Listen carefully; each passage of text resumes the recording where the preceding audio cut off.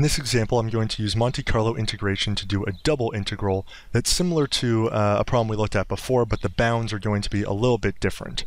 So I'm going to change those bounds a little bit here. So we have that same function that we saw in a previous example, but now our bounds are x goes from 0 to 6 and y goes from 0 to 3. So I copied and pasted, so let me change those a little bit here. So this will be our accepted value of the integral using the numeric quadrature. Right, so running this, I get that the accepted value 56.1273 for this function. So I want to now compare this to if I use numeric quadrature, what I get. Now here I'm going to have two random numbers I'm going to use, a value for x and a value for y. So for my x test cases, I want to draw from values from 0 to 6 times rand. And just so we have enough, I'll go with 1,000,000 samples here.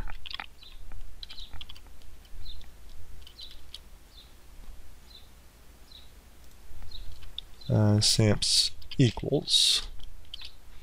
All right, so I have 1,000,000 values of x, and I also want 1,000,000 values of y. But again here, y only will have values from 0 to 3. So I can copy what I have from above, but I only want 3. So I have 1,000,000 values of x, 1,000,000 values of y, so now I can assess my probing points. So f is going to be z, evaluated at those random values of x and those random values of y. And I don't want to see them here. Right, so I've tested the value of my function at 1,000,000 random points, but independently choosing a value for x and independently choosing a value from y from these uniformly distributed sets where x went from 0 to 6, but y went from 0 to 3. So now in big F, I have 1,000,000 test points that I've used. So like I did before, I want to compare what is the mean value of f.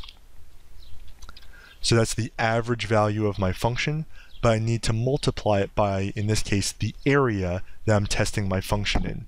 So here, my y goes from 0 to 3, my x goes 0 to 6. So I have to multiply this by 18 to see what the integral is. So it's the average value of the function times kind of the footprint of that function.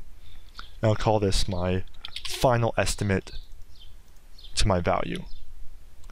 Right, so we see here that from using quadrature I get 56.127, from using Monte Carlo integration with 1,000,000 sample points, 56.1255. So they agree, the first 4 significant figures they agree, and then they start to diverge. So if I pump this up to 5,000,000 samples, what we're seeing is we're getting, again, a little bit closer. If I were to go to 10,000,000, see here it starts to slow down a little bit. Again, the values are very close together. I'll go back down to just 1,000,000 for right now. Right, so I have my 2 estimates, but I want to test, did I use enough samples in my Monte Carlo integration? So like I did before, I can take the cumulative sum of f and divide it by the number of samples that were in each of those pieces of the cumulative sum.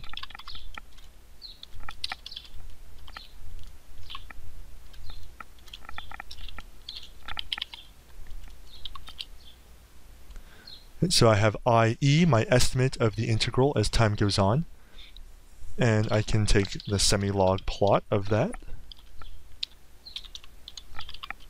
So I can study its convergence.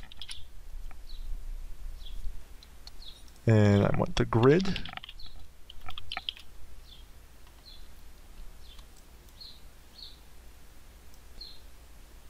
Oh, and again, I'm missing here, I forgot to multiply it by that 18.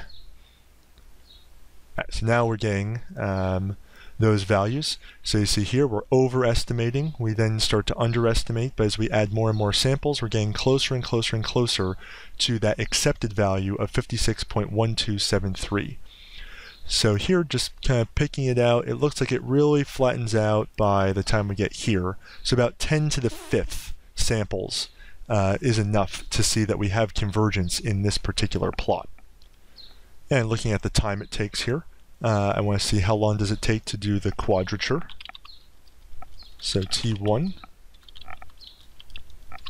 versus how long it takes to do the million sample Monte Carlo method.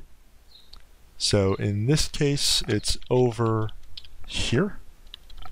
So I'll even include making the number of samples, making the samples themselves, evaluating the function a million times, and then taking the mean value here.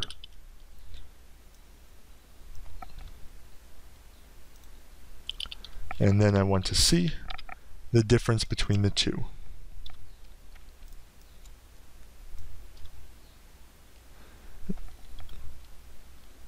Right, so if I keep running this, I see that T1 is usually more than T2. It's usually taking longer to run the quadrature than it is to run the Monte Carlo integration, but we see it's not always the case. Sometimes it does take less time to be running the quadrature, but for the most part it does take longer. And that's with a million samples that we're using in the Monte Carlo integration. But really we saw that all we needed for convergence was about 10 to the 5th samples, so I am running some extra ones. Now I do have other processes running on the computer right now, so it's not necessarily a really fair comparison of the two methods unless only MATLAB is working, but on average it is taking a little bit longer to run the quadrature than it is to run the Monte Carlo integration. So once again, I want to point out in this case where I'm doing a double integration here, I'm independently making random values for my first independent variable, random ones for the second. In this case, I still have the e's that have kind of a rectangular footprint, but that doesn't have to be the case. I'm then sampling my function at those random values. Again, two independent variables here. I'm finding the mean times the footprint, in this case 18, since y goes from 0 to 3, x goes from 0 to 6.